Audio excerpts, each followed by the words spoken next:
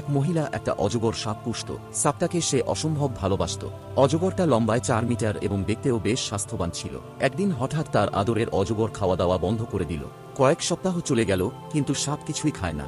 আদরের সাপের এমন অবস্থায় মহিলা দুশ্চিন্তায় পড়ে গেল এবং উপায় বুদ্ধি না পেয়ে শেষমেশ সাপটাকে ডাক্তারের কাছে নিয়ে গেল।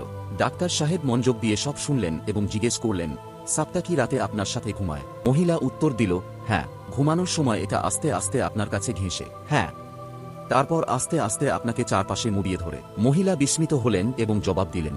এবার চিকিৎসক খুবই ভয়ানক এবং অপ্রত্যাশিত কিছু বললেন, ম্যাডাম, সাপটি আপনাকে জড়িয়ে ধরে, চারপাশ থেকে মুড়িয়ে ধরে, কারণ এটা আপনার মাপ নিচ্ছে, নিজেকে প্রস্তুত করছে আপনাকে আক্রমণ করার জন্য। এবং হ্যাঁ, সে খাওয়া দাওয়া বন্ধ করেছে যথেষ্ট জায়গা খালি করতে, যাতে সহজেই আপনাকে হজম করতে পারে।